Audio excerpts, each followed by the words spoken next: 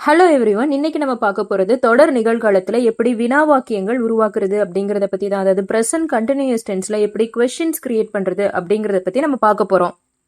இதுக்கு ஒரு ஃபார்முலா இருக்கு. அந்த ஃபார்முலாவை தான் நம்ம இப்ப பார்க்க போறோம். இந்த ஒரு ஃபார்முலா நீங்க தெரிஞ்சுக்கிட்டீங்க அப்படின்னு சொன்னா ஆயிரக்கணக்கான தொடர் நிகழ்கால வினா வாக்கியங்களை உங்களால உருவாக்க முடியும். அண்ட் அந்த ஃபார்முலா ஆம் அல்லது இஸ் அல்லது are plus subject plus ING form of verb plus question mark, அவ்வளவுதாங்க. ஆஸ் யூஷுவல் இது தெரியணும் அப்படின்னு சொன்னா உங்களுக்கு ப்ரொனவுன் அப்படின்னா என்னன்னு தெரிஞ்சிருக்கணும், வேர்ப் அப்படின்னா என்னன்னு தெரிஞ்சிருக்கணும். அது மட்டும் இல்லாம உங்களுக்கு சப்ஜெக்ட் அப்படின்னா என்னன்னு தெரிஞ்சிருக்கணும். இப்ப நம்ம என்ன பண்ண போறோம் அப்படின்னு சொன்னா ஸ்டெப் பை ஸ்டெப்பா வாக்கியங்களை உருவாக்குறதுக்கு கத்துக்க போறோம். முதல்ல நம்ம சப்ஜெக்ட் அப்படின்னா என்னன்னு பார்க்க போறோம், அடுத்து ப்ரொனவுன் அப்படின்னா என்னன்னு பார்க்க போறோம், அடுத்து வேர்ப் அப்படின்னா என்னன்னு பார்க்க போறோம்.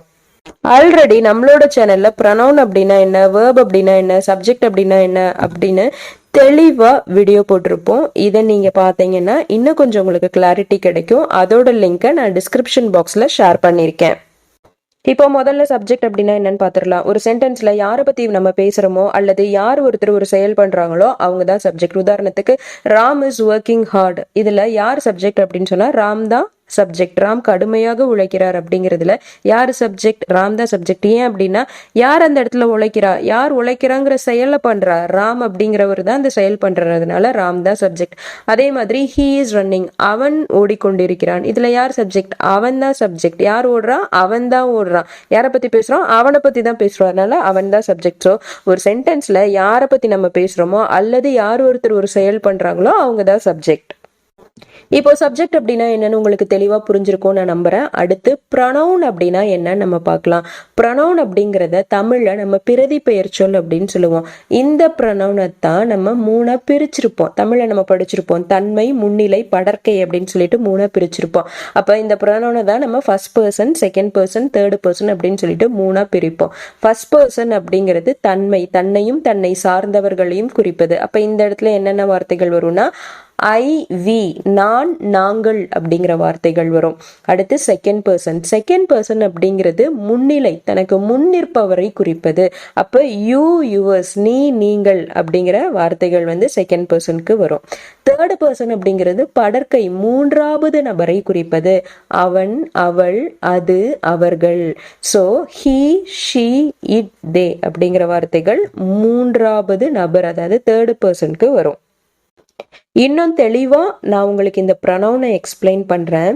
இப்போ உதாரணத்துக்கு உங்களை பத்தி நீங்க பேசும் பொழுது எப்படி பேசுவீங்க, நான் சாப்பிட்றேன், நான் விளையாடுறேன், நான் தூங்குறேன் அப்படின்னு நான் அப்படிங்கிற வார்த்தையை மீன் பண்ணி தான் பேசுவீங்க. அதை விட்டுட்டு உங்களுடைய பேரை சொல்லி சொல்லி ஒரு டைமும் சொல்ல மாட்டீங்க இல்லையா.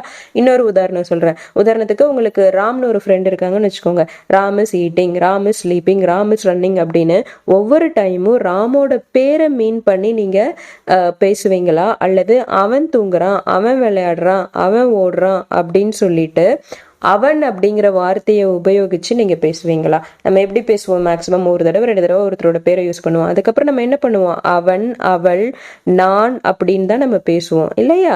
ஸோ இந்த பேருக்கு பதிலா நம்ம அவன் யூஸ் பண்றோம்ல. உதாரணத்துக்கு ராம் இஸ் ஈட்டிங் அப்படிங்கிறதுக்கு பதிலா he is eating, he is running, he is playing. அந்த பேருக்கு பதிலா அவன் அப்படிங்கிற வார்த்தையை நம்ம யூஸ் பண்றோம் இல்லையா, அதைத்தான் நம்ம ப்ரொனவுன் அப்படின்னு சொல்லுவோம். அதாவது பெயருக்கு பதிலாக நாம் சில வார்த்தைகளை யூஸ் பண்ணுவோம், அதைத்தான் நம்ம ப்ரொனவுன்னு சொல்றோம். இப்போ நம்ம வேர்ப் அப்படின்னா என்னன்னு பார்க்கலாம். அதுல ஐஎன்ஜி வேர்ப் அப்படின்னா என்னன்னு அடுத்ததா பார்க்கலாம். இப்போ வேர்ப் அப்படிங்கிறது வினைச்சொல். என்ன ஒரு செயல் பண்ணாலுமே அதுதான் வேர்ப். உதாரணத்துக்கு இப்ப நீங்க விளையாடுறீங்க அப்படின்னு சொன்னா விளையாடுறது வேர்ப், ஆடுறது வேர்ப், பாடுறது வேர்ப், ஓடுறது வேர்ப். இந்த மாதிரி என்ன ஒரு செயல் பண்ணாலுமே அதுதாங்க நம்ம வேர்ப் அப்படின்னு சொல்லுவோம். தமிழ்ல வேர்பை நம்ம வினைச்சொல் அப்படின்னு சொல்லுவோம். அது சரி, அது என்ன ஐஎன்ஜி வேர்ப்? ஐஎன்ஜி வேர்ப்னா ஒண்ணுமே கிடையாதுங்க. கரண்டா ஏதாவது ஒரு செயல் நடந்துட்டு இருக்கு, இப்போ ஒரு செயல் நடந்துட்டு இருக்கு அப்படின்னு சொன்னா நம்ம ஐஎன்ஜி வேர்ப் யூஸ் பண்ணுவோம். உதாரணத்துக்கு இப்ப நீங்க ஆடிட்டு இருக்கீங்க, டான்சிங். இப்ப நீங்க சாப்பிட்டுட்டு இருக்கீங்க, ஈட்டிங். இப்ப நீங்க விளையாண்டுட்டு இருக்கீங்க, பிளேயிங். இப்போ நம்ம என்ன பண்ண போகிறோம் அப்படின்னு சொன்னால் ஆல்ரெடி ப்ரனவுன் பார்த்தோம் இல்லையா, அந்த ப்ரனவுனை நம்மளோட கன்வீனியன்ட்டுக்காக 2 ஃபேமிலியாக பிரிக்க போகிறோம். ஃபர்ஸ்ட் ஃபேமிலி அப்படிங்கிறது I you we they, second family அப்படிங்கிறது ஹீ ஷீ இட். இந்த இடத்துல நீங்கள் குழப்பிக்க கூடாது. First person, second person, third person அப்படிங்கிறது வேற. ஃபர்ஸ்ட் ஃபேமிலி, செகண்ட் ஃபேமிலி அப்படிங்கிறது நம்மளோட கன்வீனியன்ட்டுக்காக அந்த first person, second person, third பர்சன்லேருந்து பிரிச்சிருக்கோம். ஐ யூ வி தே அப்படிங்கிறது first family, he she it அப்படிங்கிறது செகண்ட் ஃபேமிலி. ஏன் நம்ம இதை பிரிக்கிறோம் அப்படின்னு சொன்னால், இந்த மாதிரி பிரித்து வச்சுக்கிட்டோம் அப்படின்னு சொன்னால் உங்களுக்கு வாக்கியங்கள் உருவாக்குறதுக்கு ரொம்ப ஈஸியாக இருக்கும் அப்படிங்கிறதுனால நம்ம பிரிக்கிறோம். இப்போ நம்ம என்ன பண்ண போகிறோம் அப்படின்னு சொன்னால் வினா வாக்கியங்கள் உருவாக்க போகிறோம். இந்த ப்ரனவுன் இருக்கு இல்லையா, இதை நம்மளோட கன்வீனியன்ட்டுக்காக ஃபர்ஸ்ட் ஃபேமிலி, செகண்ட் ஃபேமிலி அப்படின்னு சொல்லி பிரிச்சிருக்கோம். First family I you we they, second family he she it. இப்போ நம்ம என்ன பண்ணுறோம், நம்ம ஆல்ரெடி பார்த்த ஃபார்முலாவை இதில் மேட்ச் பண்ணி நம்ம சென்டென்சஸ் கிரியேட் பண்ண போகிறோம். ஸோ ஆல்ரெடி நம்ம என்ன ஃபார்முலா பார்த்தோம், ஆம் அல்லது இஸ் அல்லது are plus subject plus ING plus question mark. இப்போ ஃபர்ஸ்ட் எடுத்தோடனே நம்ம ஆம் எடுத்துக்கலாம். ஆம் கூட எப்போவுமே நம்ம ஐ தான் ஜாயின் பண்ணோம். ஆம் ஐ ப்ளஸ் ஐஎன்ஜி வேர்ப், ரைட்டிங் பக்கத்தில் கொஷின் மார்க். அதே மாதிரி யூவி இதை எடுத்துக்கிட்டோம் அப்படின்னு சொன்னால் ஆர் தான் யூஸ் பண்ணணும். ஃபர்ஸ்ட் ஆர், அதுக்கப்புறம் you plus ING verb, are you dancing plus question mark. அடுத்து are we writing plus question mark. அடுத்து are they dancing plus question mark. அடுத்து is he playing plus question mark. He வந்ததுனாலே நம்ம is தான் போடணும். அதே மாதிரி ஷீ வந்தாலும் இஸ் தான் போடணும், இட் வந்தாலும் இஸ் தான் போடணும். Is it playing, is it running, is he playing. So இந்த மாதிரி நீங்கள் எத்தனை ஐஎன்ஜி வேர்ப் போட்டு வேணாலும் சென்டென்சஸ் க்ரியேட் பண்ணலாம். இது வந்து ரொம்ப ஈஸியாக இருக்கும். That's all. நம்மள நிறைய பேருக்கு இங்கிலீஷில் பேசணும் அப்படிங்கிற ஆர்வம் அதிகமாக இருக்கும். ஆனால் எங்கே பேசினா தப்பாயிருமோ அல்லது மற்றவங்க முன்னாடி அவமானப்பட்டுருவோமோ அப்படிங்கிற தாட் அதை விட அதிகமாக இருக்கும். இன்னும் சில பேருக்கு எந்த இடத்துல டஸ் யூஸ் பண்ணணும், எந்த இடத்துல ஹேவ் யூஸ் பண்ணணும், எந்த இடத்துல ஹேஸ் யூஸ் பண்ணணும் அப்படிங்கிறது தெரியாது. இன்னும் சில பேர் எனக்கு ஓரளவு சென்டென்ஸ் கிரியேட் பண்ண தெரிஞ்சால் போதும், பேசிக் இங்கிலீஷ் தெரிஞ்சால் போதும், மேனேஜ் பண்ணுற மாதிரி கற்றுக்கிட்டேன்னா போதும் அப்படிங்கிற தாட் இருக்கும். உங்களுக்காக நாங்கள் ரொம்ப ஸ்பெஷலாக டென்சஸ் ஒர்க் ஷாப் 3 நாள் ஆர்கனைஸ் பண்ணியிருக்கோம். இது பியூராக ஆன்லைன் கிளாஸ். எதுக்காக டென்சஸ்க்காக நம்ம ஒர்க் ஷாப் க்ரியேட் பண்ணியிருக்கோம் அப்படின்னு சொன்னால் இதுதான் பேஸ். இங்கிலீஷில் பேசுகிறதுக்கு இதுதான் பேஸ். இப்போ உங்கள் ஏரியாவில் ஒரு ஸ்போக்கன் இங்கிலீஷ் இன்ஸ்டியூட் இருக்குன்னு வச்சுக்கோங்களேன். நீங்கள் அங்கே போய் ஜாயின் பண்ணியிருக்கீங்க அப்படின்னா ஃபஸ்ட்டு உங்களுக்கு இந்த டென்சஸ் தான் சொல்லி கொடுப்பாங்க. ஏன் அப்படின்னா இதை வச்சு தான் நம்மளால் சென்டென்சஸ் க்ரியேட் பண்ண முடியும்.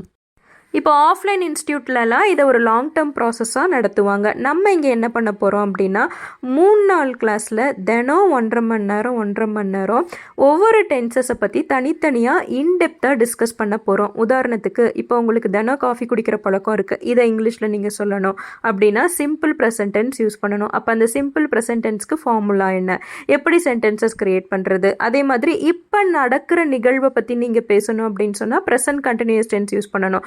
அப்போ அந்த ப்ரெசன்ட் கண்டினியூஸ் டென்ஸ்க்கு ஃபார்முலா என்ன, எப்படி நம்ம சென்டென்சஸ் அதை வச்சு க்ரியேட் பண்ணுறது அப்படிங்கிறத இன்டெப்த்தாக நம்ம பார்த்தோம் அப்படின்னு சொன்னால் உங்களுக்கு சென்டென்சஸ் எப்படி க்ரியேட் பண்ணணும் அப்படிங்கிற அவேர்னஸ் கிடச்சிரும். இதை வச்சு வீட்டிலையே நீங்கள் தினம் ப்ராக்டிஸ் பண்ணிக்கலாம்.